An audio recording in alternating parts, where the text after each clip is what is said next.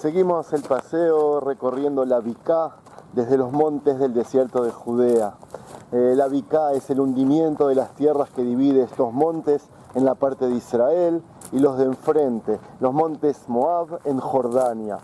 Es, como ya les expliqué, la parte más baja del mundo, si consideramos el nivel del mar. Estamos recorriendo la zona en la cual vivía y profetizaba Elías o Eliseo, entre los años 850 y 800 a.C. Aquel profeta que, como les conté en el relato anterior, fue el alumno y el sucesor de Eliyahu Anabí, o el profeta Elías. Elisha significa Elishua, o mi Dios es la salvación, y de hecho este profeta tuvo la bendición de su Dios, quien le había obsequiado poderes mágicos para realizar milagros por toda la tierra de Israel.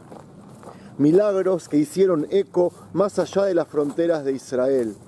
Milagros que ya les conté la semana pasada, pero dejé para hoy el más espectacular de todos. Aquel milagro que sucedió aquí cerca, en el río Yardén, Jordán, que de aquí no lo vemos, pero se los mostraré al final del paseo.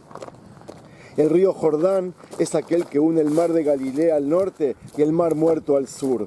Un río muy especial, el más famoso de todos los ríos nombrados en la Biblia. Ya estoy en la parte baja del valle, rumbo al asentamiento que nació Elías. Detrás mío, el asentamiento se llama Yadmot Mejolá. Lo que vemos allí es Jordania, el alambre es la frontera, y desde aquí en adelante hay que tener cuidado porque son terrenos minados. Eso es lo que indican los cartelitos amarillos. Esa ruta asfaltada es solo transitada por jeeps del ejército de Israel, y la maravillosa vista de estos campos agrícolas de Jordania me van a decorar la continuación del relato.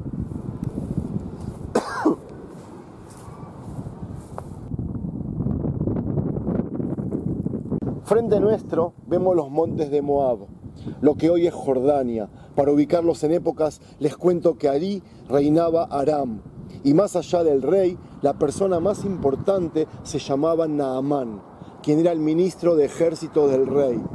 Un rey de los reinos más potentes del mundo de aquella época. Y no en vano nos lo describen así en la Biblia, como alguien tan poderoso y respetado por su ejército. Esa es una introducción para contarnos que aquel ministro del rey llamado Naamán se había enfermado de lepra, una enfermedad sin cura en aquellos días. La lepra que lo había atacado supuestamente llamó la atención de todo aquel reinado, incluso del mismo rey. Se supone que los mejores curanderos intentaron curarlo, pero no lo consiguieron. La solución les llegó de un lugar inesperado. Una joven israelí tomada como rehén, que era usada como shifja o concubina de la esposa de Naamán, les contó sobre aquel hijo de Dios que sabía curar lepra. El rumor llegó rápidamente al rey de Aram, quien envió una carta al rey de Israel pidiendo que le cure a su ministro. A la carta le adhirió una buena suma de dinero, oro y vestimentas lujosas, para asegurarse que no se niegue el rey a su pedido. Al leer la carta, el rey de Israel se choqueó, rompió sus ropas y dijo, les leo, "A Elohim ani leamit ulehayot ki ze sholeach elai leesof ish mitzroato". Bueno, el paseo que habíamos comenzado en el asentamiento Colono Gotem lo acabamos de finalizar a unos 12 kilómetros en Yadmot Mejolá, que como les dije, aquí nació, se crió y murió el profeta Elisha ben Shafat. Otra vez subimos a un monte para ver la Biká o el Valle de Jordania desde arriba, y desde aquí mismo culmina nuestro apasionante relato. La respuesta del rey, que se había roto sus prendas, le había llegado a Elisha, quien tomó este pedido como una oportunidad de demostrar al rey arameo la fuerza del rey de Israel. Elisha le envió al rey un mensaje y pidió traer a Naamán a su casa. Naamán no lo dudó un instante.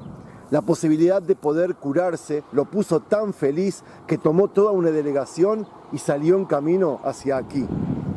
Naamán se plantó en las puertas de la casa del profeta en Abel Mejolá y exigió: cúrame de la lepra.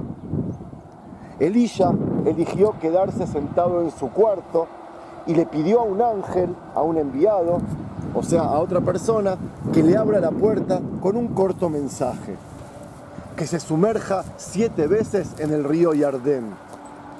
Enfurecido Naamán, y antes de volver a su reino, sus acompañantes lo convencieron a que haga lo que le había pedido el profeta Elíya.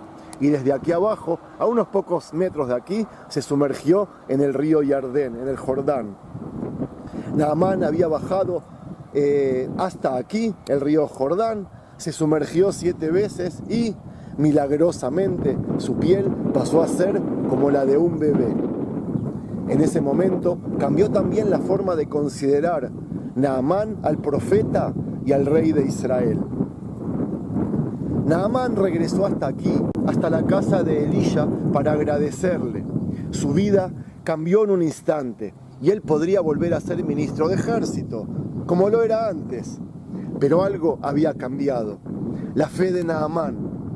Naamán había entendido a partir de ese momento la fuerza de Dios de Israel y del profeta.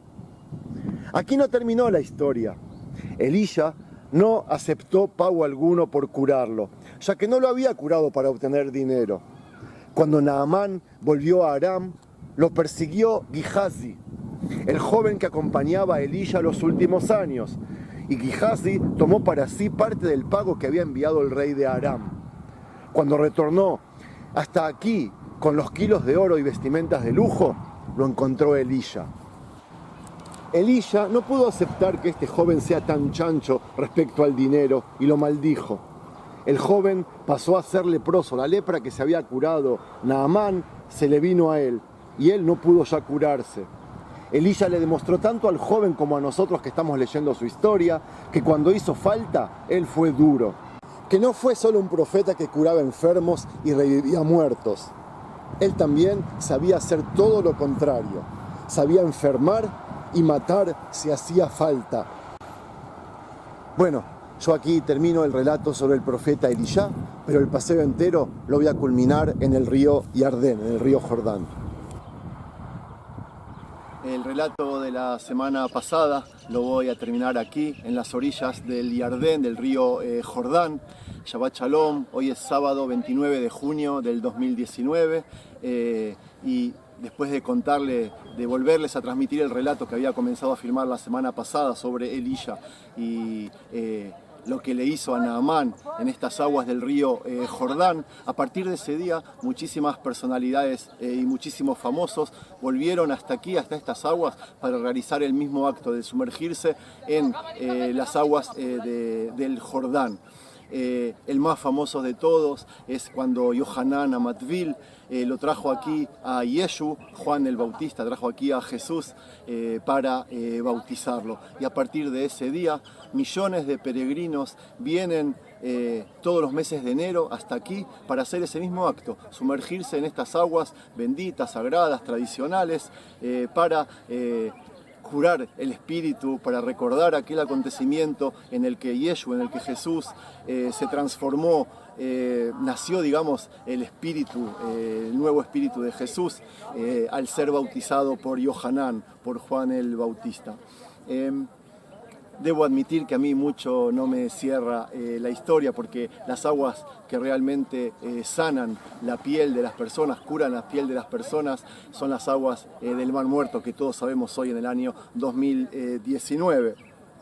Estar expuesto, eso es sabido, una de las mejores clínicas en el mundo en el tratado de piel, en el curamento de la piel, están justamente en las orillas del Mar Muerto, y ellos lo que hacen es aconsejarles estar expuesto al sol desértico 14 horas al día y entre tanto sumergirse en las aguas del Mar Muerto. Ese es el mejor tipul, el mejor tratamiento para las enfermedades de piel, que casi todas son curadas, como le dije, por medio de estar expuestos al sol y sumergirse en el Mar Muerto. ¿Dónde está entonces la diferencia entre sumergirse en estas aguas 7 veces o estar 14 días expuestos al sol y a las aguas del Mar Muerto? Bueno, la diferencia está por supuesto en Dios, en el ayudante de Elías, y esa había sido la fórmula de Elías, que había sido otro de los milagros de que él realizó junto con todos los que les conté ya la semana pasada. A Naamán no lo curó estas aguas, a Naamán lo curó el haber entrado a las tierras santas, a la tierra de Israel, y el haber seguido los consejos del profeta, que el profeta, como todos sabemos, es un enviado de Dios. Y en el cielo está la diferencia. Espero que les haya gustado el paseo, y por supuesto nos vamos a volver a encontrar la semana que viene con el Tanaj, con otro recorrido bíblico. Voy a hacer aquí una vueltita para mostrarles el río Jordán, cómo está por acá, qué lindo. Hay gente, por supuesto, hace mucho calor, hoy sábado, mucho turismo, a pesar de la hora temprana, pero se los voy a mostrar. Yo de ustedes me despido, Shabbat Shalom.